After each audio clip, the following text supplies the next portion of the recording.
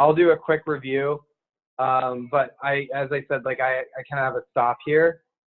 So let me go through this, and I'll review everything here. So let me start from the beginning, and I'll just go through this a little bit quicker. All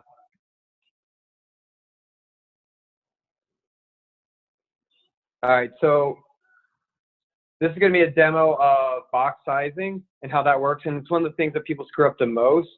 And different browsers, from legacy browsers to modern day browsers, calculate the width, the padding, and the content a little bit differently from one browser to another.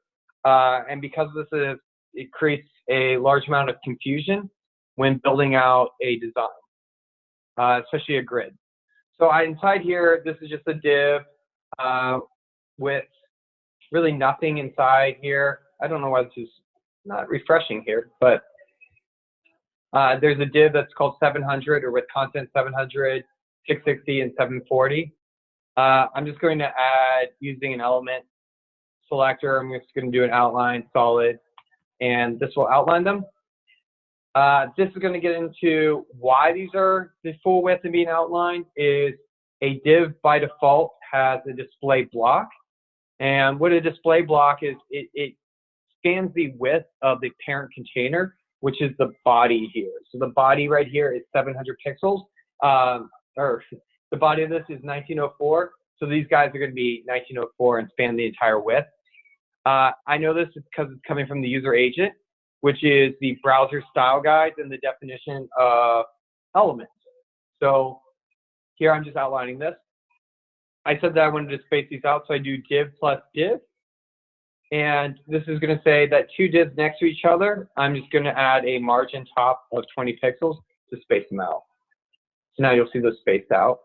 If I were to add a span inside here and just say, hi, you'll notice that these two are next to each other because there's not two divs next to each other.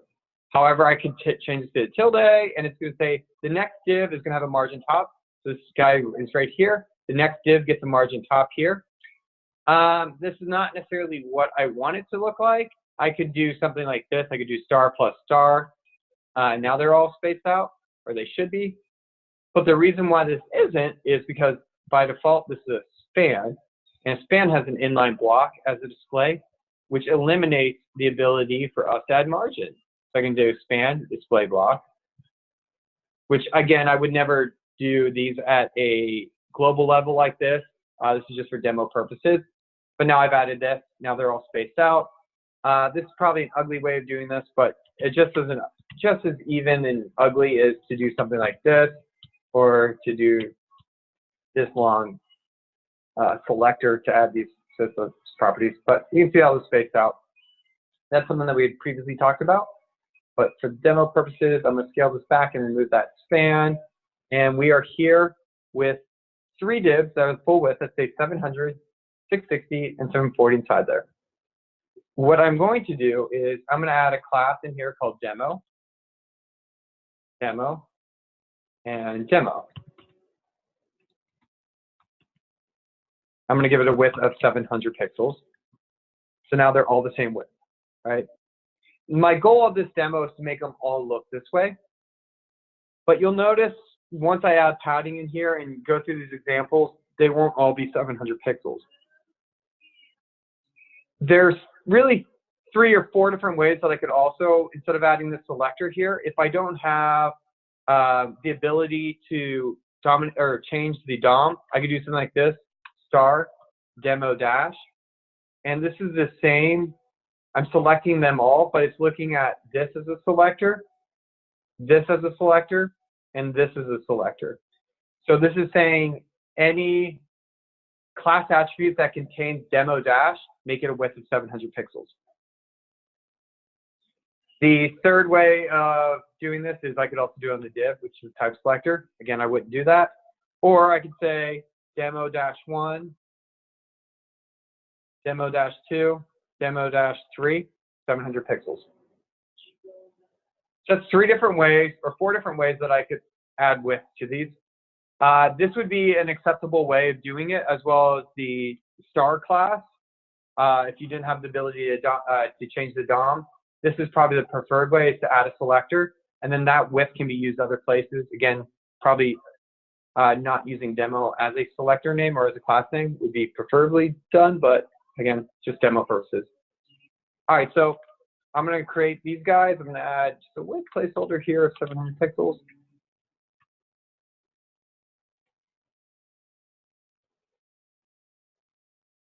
And this guy, I'm going to say 700. I'm going to call this guy 660 pixels, and this guy's 740.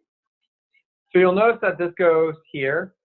This is 700, this is 660, and this is 740. If I highlight these, inspect, you can see here in Chrome that inspect tool, it says 700.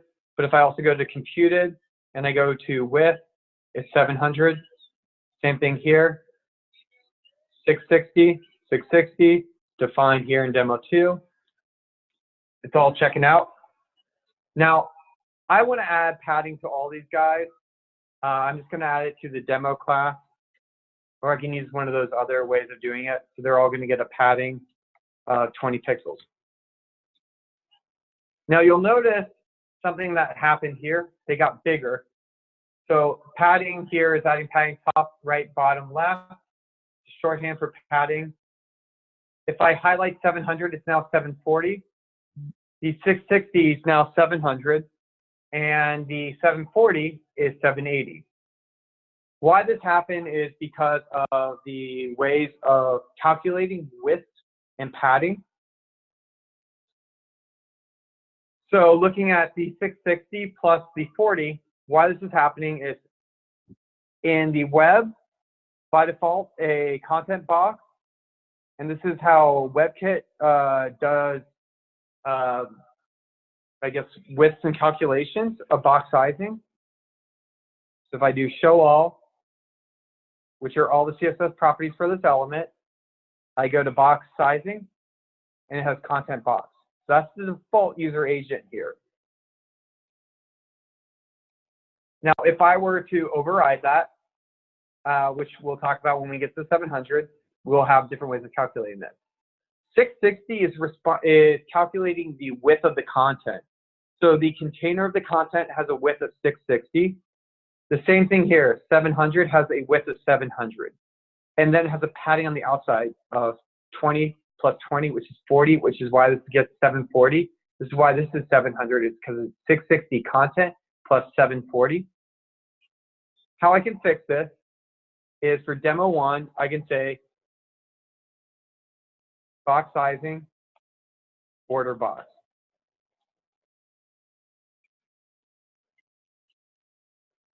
Now it's calculating the box sizing of this, as opposed to being the content width, it is the outer width that it's calculating. So this is now 700, this is 700 because this is still a content box because I've not added that. And this guy's 740, which is going to be pretty much the same demo if I change this to box sizing here. So that was intentionally wide. So again, why that's happening is the outer of this guy, it's being defined as 740, and then has a box sizing border box. The content box inside of it is now 700 with 40 on the outside. Now, a typical way of doing this, and this is kind of far-reaching, is you add box sizing at the top of all your selectors. So using the star selector, and I like to use the pattern of after and before and box sizing. I can't remember. I think I want to say it was either Google or it may have been Bootstrap. I was the one that actually did the commit line on adding the before and after in one of those libraries. I don't remember specifically, but I recommend doing before and after. And what this is saying, every single element, whether it's a pseudo class or pseudo class or not, is going to get box sizing border box. This is one of those things you have to decide from the beginning of your project, because if you change this at middle, you're going to screw up things. There's different approaches on doing it, but I would recommend from the beginning, as a team, you decide which way to do it. This is becoming a more modern, and it adds stability and normalizes across multiple browsers. So now if I highlight this, again, this guy was 700, and it has the box sizing. It is now 700 with the 20 pixels on the inside from demo. This guy, 660, is going to be 660 with the 40 on the inside. And this guy is going to be 740 because it's been defined. So they're all the widths that I've defined them.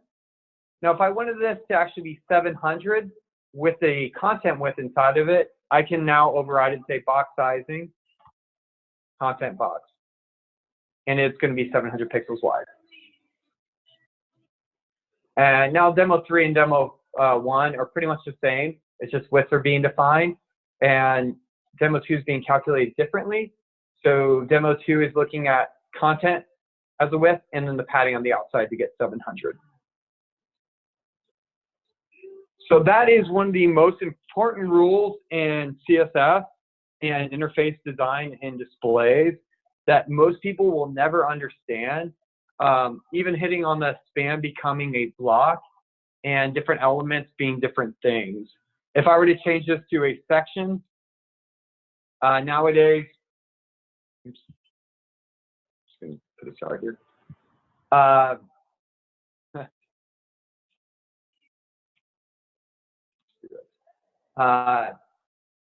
In modern day browsers, these are being calculated same way as the display block. For a while they were, they're actually calling it a display block now. For a while they were under their own property value, but that's kind of what they are today. Now, I know I went through that fast, but I went through that 2 different times. Do you have any questions on this? Nope. That makes and yes, I'm listening. Yeah, and if you're wondering, I'm listening to the Beatles in the background. Sorry, I cut you off. That make sense? Yep. Hey, Kevin, it's 7:01. Did you have to go? Yeah, I got to scoot out here. But again, with the other half of this, and I want to continue this, and if we want to, maybe next week we can do a double lesson because I want to talk about display property, and then I want to talk about creating a grid. Because if I were to look at something like this, I could easily create a grid from this. I'd probably just change this to like something like, we'll just call it cell, and these are the same.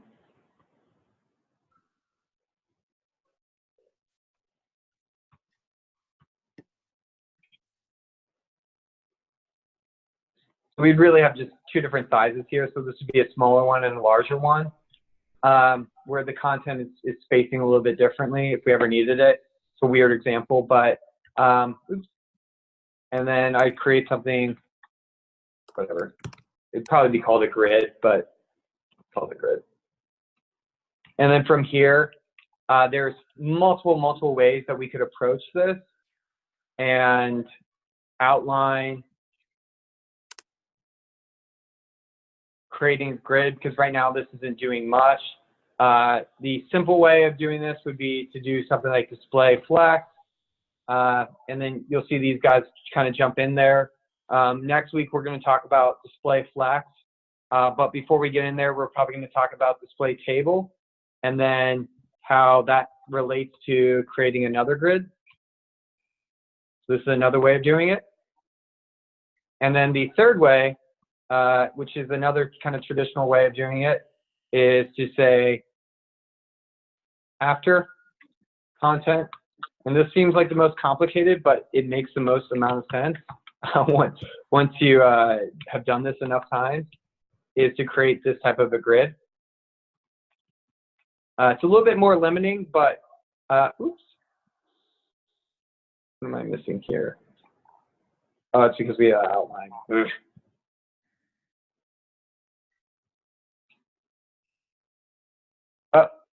If I change these, so this is creating actually an appropriate type of grid.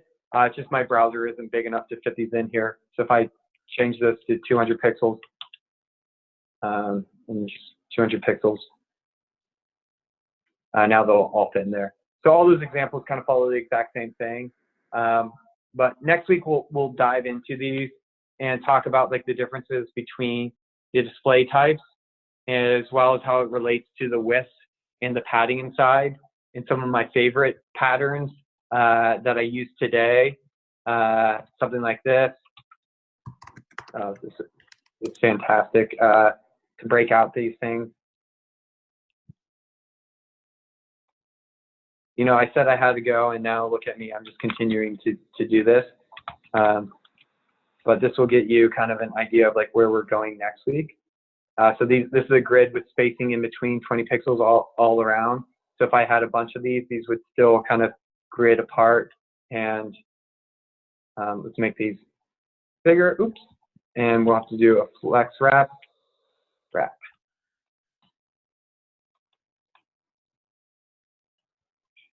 Nice.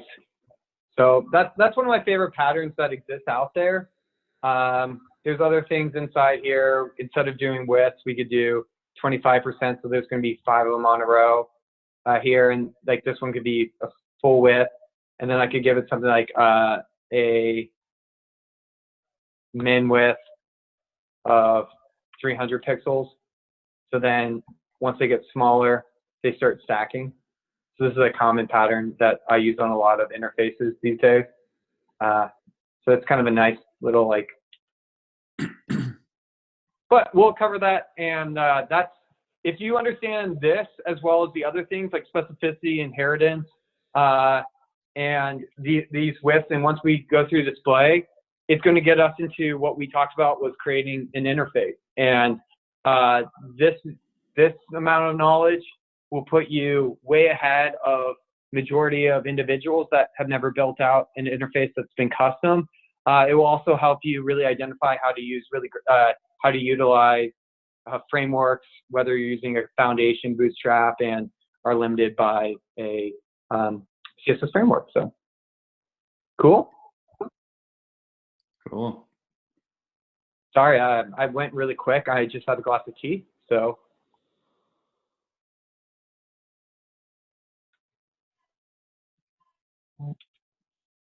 Cool. Alrighty. You guys are being really quiet. It's making me feel uncomfortable.